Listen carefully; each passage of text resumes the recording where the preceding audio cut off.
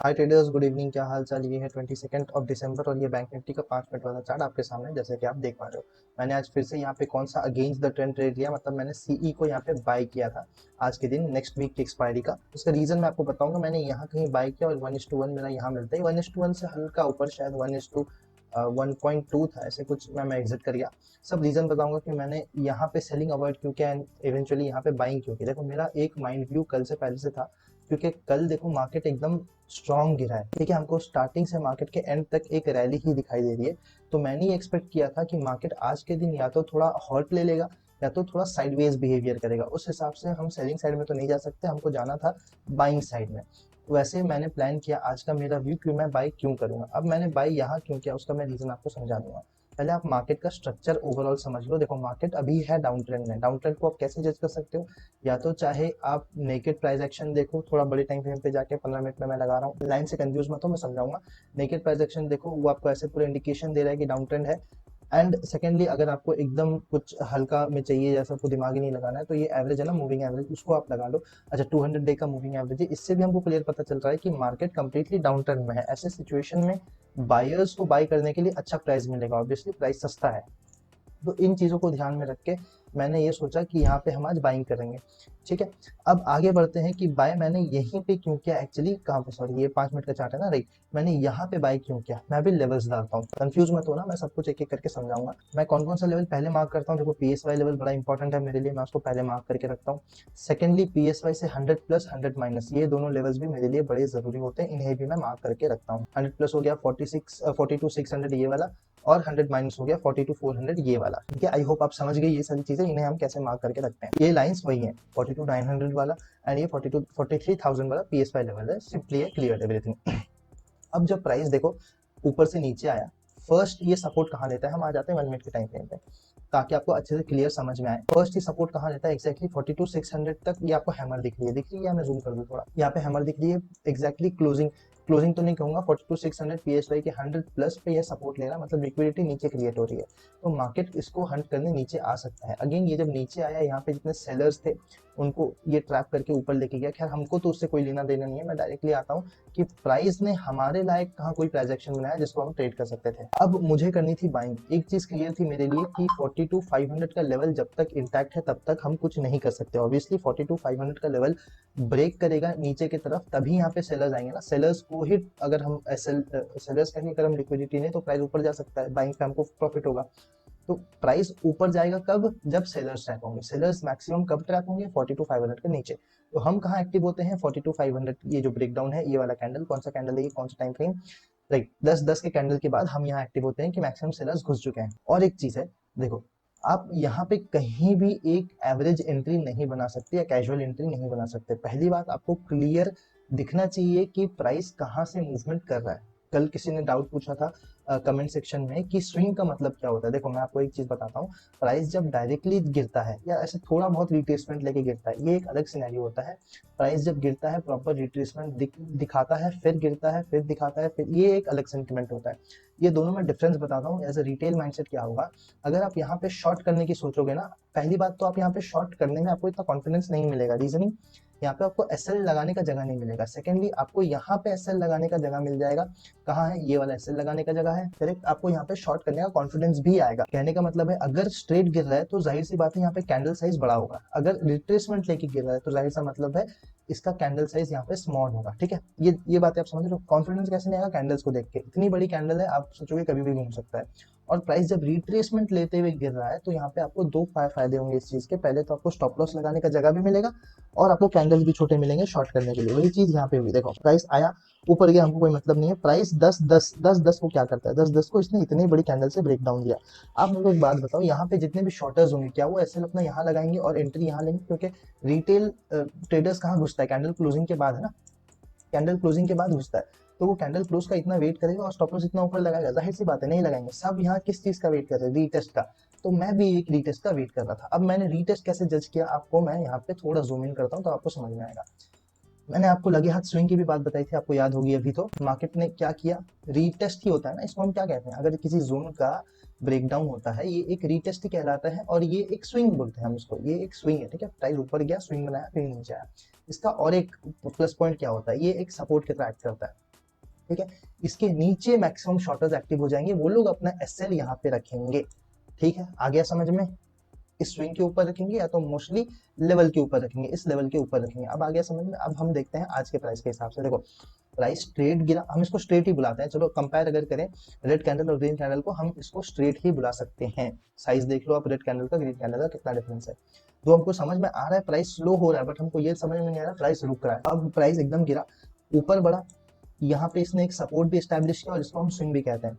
चाहे आप इसे एज अ सपोर्ट एस्टैब्लिश करो या चाहे आप इसे as a trend line establish करो, दोनों का रोल एक ही है, ब्रेकडाउन को देखा। अब यहाँ पे स्विंग बना के मार्केट नीचे गिरा, एक ब्रेकडाउन देता है। पहला बात, बहुत से लोगों को एसएल लगाने का ये कैंडल मिल गया, बहुत से लोगों को एसएल लगाने का ये कैंडल मिल गया। जिसका पॉकेट बहुत ज्यादा डीप है उसको प्रॉपर का प्रॉपर रीटेस्ट के बाद एसएल लगाने का 42 to 500 के ऊपर वाला लेवल पूरा का पूरा मिल गया। ये तीनों चीज हमारे हाथ में आ गए।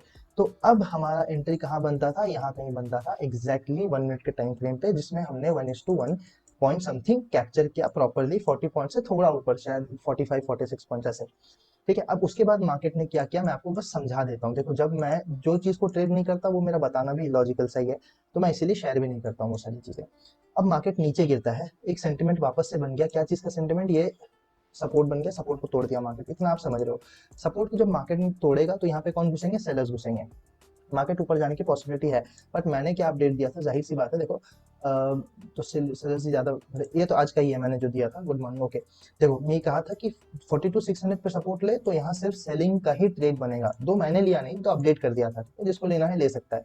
बाइंग का ट्रेड 42,500 के ब्रेकडाउन के बाद ही बनेगा, जो मैंने आपको कहा वो मैंने अपडेट भी कर दिया। 1240 तक यहाँ पे बाइंग का ट्रेड बन सॉरी सेटअप बन नहीं रहा। ओवरऑल डे के लिए मार्केट डाउन ट्रेंड में था, down trend against the trend. ये मैंने क्यों कहा? देखो सेंटिमेंट को आप समझो। अगर मार्केट स्टार्टिंग से क्लोज टू कितना पॉइंट्स में कैलकुलेट करता हूँ, स्टार्टिंग से क्लोज टू यहाँ से हम देख रहे हैं यहाँ 600 पॉइंट गिर चुका है, मार्केट का ट्रेंड क्लासिफाई हो चुका है कि डाउन ट्रेंड में है। यहाँ पे हम जबरदस्ती अगेंस्ट द ट्रेंड ट्रेड करेंगे और हम ये एक्सपेक्ट भी करेंगे कि मार्केट यहाँ तक के सारे एसएल ले या यहाँ तक के सारे एसएल ले। इसी का ही डिफरेंस है, कितना है आपको पता है? इन्हीं एसएल फर्स्ट एसएल का ही डिफरेंस 170 पॉइंट्स है। तो कहने की बात है यहाँ पे जितने भी एसएल होंगे, मतलब जितने भी शॉर्टर्स ने यहाँ पे शॉर्ट किया होगा, वो लोग ने तो अपना प्रॉफिट बुक कर लिया होगा। एक्सपायरी का दिन है, 172 पॉइंट्स का मूव या 170 पॉइंट्स का मूव स्पॉट में मिल चुका है, ऑप्शन में अच्छा मिल चुका होगा, वो क्यों ही बैठेगा? ठीक है, बशर्ते वो नेक्स्ट वीक का एक्सपायरी ट्रेड कर रहा है। तो इस वीक में तो डीके इतना मिलता नहीं क्योंकि फास्ट मोमेंटम है। आपको समझ में आ रहा है? सेकेंडली देखो, इसीलिए मैंने यहाँ पे डायरेक्टली कह दिया कि आप यहाँ पे बाइंग का मत ही सोचो तो बेहतर है, क्योंकि मार्केट हमको नहीं लगता, देखो ये मूव आ जाएगा, किसको पता था? किसी को नहीं पता था। लाइव मार्केट में आप जब बैठते हो ये सारे मूव्स आएंगे, ऐसे आने वाले हैं, किसी को नहीं पता होता। तो हमारा सारा खेल प्रोबेबिलिटी के ऊपर होता है। तो प्रोबेबिलिटी ये कह रही थी कि मार्केट ऐसा मूव नहीं करना चाहिए, तो उसने किया। क्या? कोई बात नहीं। आपको यहाँ पे एक वीडियो दिख रहा होगा जो मैंने यहाँ पे ऐसे ट्रेंड लाइन फॉर्मेशन वाली बना के दी थी। आप ये वीडियो ट्रेड वाले ऑफिशियल चैनल का नाम है, ये देखो, इस पे जाके आप देख सकते हो प्रॉपर मैंने क्या कहा था। मैं आपको बस एक हिंट दे रहा हूँ। अभी प्राइस जब इसको ब्रेकआउट कर रहा था ना, एक रेड कैंडल बना रहा था, मैंने ये ट्रेंड लाइन दे के इनफैक्ट अपने ग्रुप में, पब्लिक ग्रुप में ये अनाउंस किया था या ये कहा था कि आप बाइंग का ट्रेड कब करते? जब प्राइस ऊपर जाती। देखो आप रैंडम कहीं भी बाइंग नहीं कर सकते। जब प्राइस ऊपर जाती, यहाँ से घूमती, ऐसे कुछ तो बनाती, फिर ये जब ब्रेकडाउन देती ना, हमारा मेन अजम्पशन क्या होना चाहिए, हमारा मेन पॉइंट क्या होना चाहिए, जहाँ पे हम सेलर्स को ट्रैप करें। राइट, हम बाय कब करेंगे? जब यहाँ पे सेलर्स ट्रैप हो जाएंगे या सेलर्स के एसएल बिछ जाएंगे, राइट, ऊपर की तरफ। तो सेलर्स के एसएल कब बिछेंगे? जब इवेंचुअली सेलर एंटर करेगा। सेलर एंटर कहाँ करेगा? यहाँ पे आपको प्रॉपर देखो बेसिक थिंग क्या नजर आ रही है, सेलर कहाँ एंटर कर सकता है। यहाँ पे मार्केट ने अच्छा रेंज बना दिया है, इस ब्रेकडाउन पे ही सेलर एंटर कर सकता है।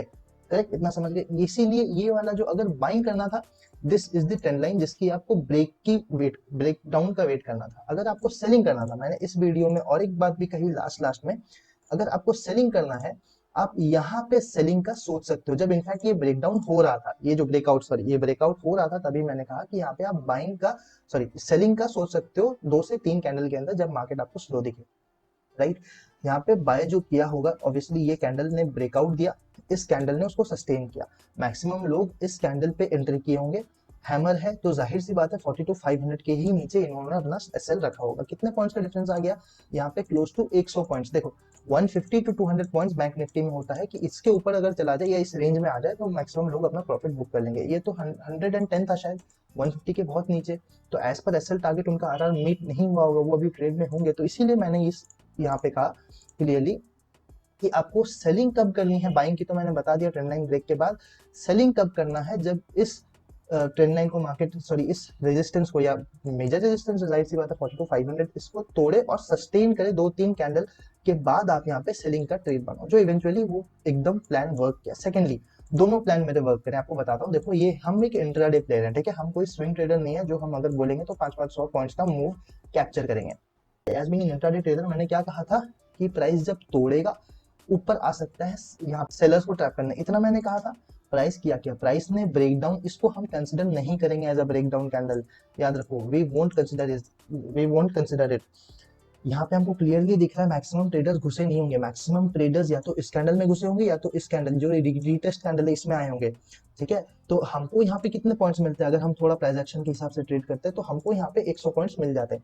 उसके बाद मार्केट अगेंस्ट हो गया, ठीक है, हम इसको नहीं कहते कि हमने एकदम ट्रेड लिया या कुछ हुआ, ये हमारा एक जो अजम्पशन था, अजम्पशन एक्चुअली दोनों काम किए, यहाँ से उसने बायर्स को ट्रैप किया, फिर घूमा, यहाँ से इसने सेलर्स को ट्रैप किया, और जितने सेलर्स के एसएल प्रेजेंट थे वहां पे, ठीक है, मैक्सिमम एसएल्स तो यहाँ तक प्रेजेंट थे, यहीं तक प्रेजेंट थे, जितने सेलर्स के एसएल प्रेजेंट थे वो उसको खा के ऊपर गया और फिर इवेंचुअली नीचे गिर गया। यहीं से रिजेक्शन, कहाँ से रिजेक्शन, 42,500 अगेन, ठीक है। तो ये ओवरऑल मार्केट को समझने का तरीका होता है। एंड लाइव मार्केट में अगर ऐसे अपडेट्स चाहिए तो आप मेक श्योर करो कि टेलीग्राम पे हमको फॉलो कर लो, ठीक है। ऐसे वैल्यूएबल इन्फॉर्मेशन हम टाइम टू टाइम वहाँ डालते रहेंगे। अगर कोई सुझाव देना है मुझे मेरे तरीके में, वीडियो कंटेंट में, या किसी भी चीज में, आप कमेंट कर सकते हो। कोई डाउट है पूछो, अगर सब सही लग रहा है तो बने रहो, सब्सक्राइब कर लो, लाइक कर लो, दोस्तों के साथ शेयर कर लो। मिलते हैं कल Friday, new week for traders.